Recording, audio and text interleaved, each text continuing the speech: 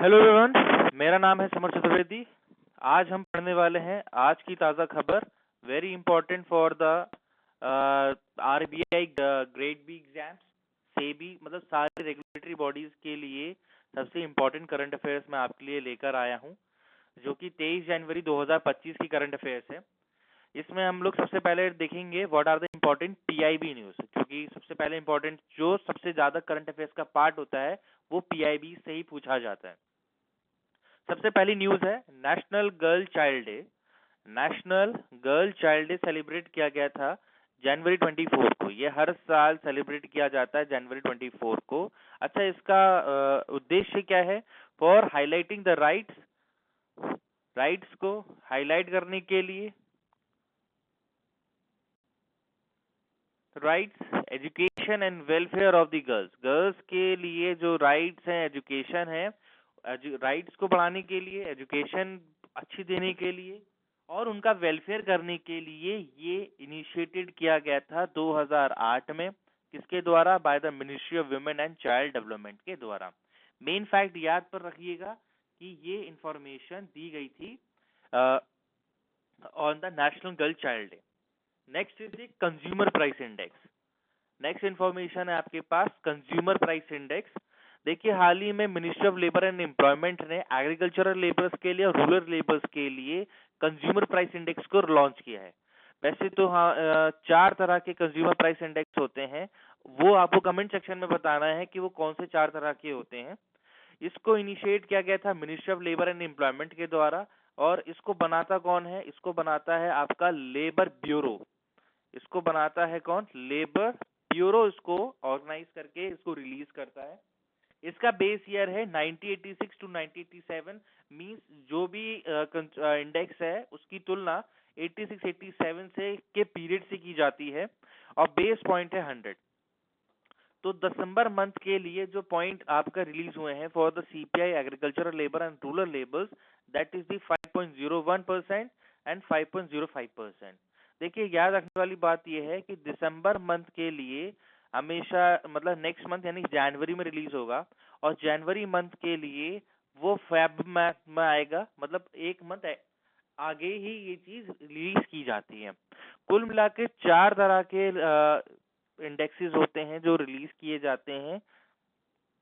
4 types के indexes होते हैं, ठीक है, सीपीआई इंडेक्सेस। अच्छा, सीपीआई से एक मेन बात आती है कंज्यूमर प्राइस इंडेक्स में कि consumer price index based inflation, consumer price based inflation को आरबीआई मेजर करता है रिगार्डिंग द आपके इन्फ्लेशन को मेजर करने के लिए, regarding the repo rate policies को कल करने के लिए। इतना आप लोगों को क्लियर हो गया होगा आई थिंक। नेक्स्ट आता है हमारा economic and financial news. Very important जो न्यूज़ेस होती हैं इकोनॉमिक, क्योंकि अब मोस्टली यही तरह की न्यूज़ेस को कवर करता है जनरल अवेयरनेस के सेक्शंस में। ये करंट अफेयर्स काफी इंपॉर्टेंट है आपके लिए। तो सबसे इंपॉर्टेंट न्यूज आती है from the Vadhavan port. Vadhavan port को रिसेंटली इसके लिए बिड्स इनवाइट किए हैं सेंट्रल गवर्नमेंट के द्वारा। किस चीज के लिए? डेवलपमेंट करना है इस पोर्ट का, वाधवन पोर्ट का, जो कि महाराष्ट्र में बनाया जाएगा। महाराष्ट्र में। अच्छा, महाराष्ट्र में और भी मेजर पोर्ट्स हैं, जैसे लाइक जवाहरलाल नेहरू पोर्ट, ठीक, और आपका मुंड्रा पोर्ट। ये मुंड्रा पोर्ट कहाँ पर है, आप लोग मुझे ये बताना है।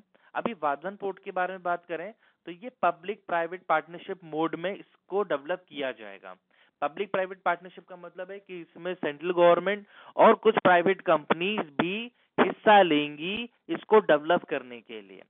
वाधवन पोर्ट के बारे में और बात करते हैं तो ये एक तरीके का ग्रीन फील्ड पोर्ट है। ग्रीन फील्ड पोर्ट का मतलब कि यहाँ पर पहले कोई भी प्रोजेक्ट नहीं था जिस जगह पर वाधवन पोर्ट को डेवलप किया जाएगा, और ये महाराष्ट्र में डेवलप किया जाएगा। मुझे आप बताएंगे कि महाराष्ट्र में और कौन कौन से पोर्ट्स हैं जो कि यूज किए जाते हैं फॉर द ट्रेड पर्पसेस के लिए, मेजर पोर्ट्स। अच्छा, ये एक सबसे इम्पोर्टेंट बात तो ये है कि की पीस है, मतलब ये जो पोर्ट है ये इंडिया, मिडिल ईस्ट और यूरोप के लिए इकोनॉमिक कॉरिडोर का वर्क काम करेगा। इंडिया, मिडिल ईस्ट और यूरोप के लिए इकोनॉमिक कॉरिडोर का काम करेगा। ये काफी इंपॉर्टेंट पॉइंट है, इसको आप हमेशा याद रखिएगा।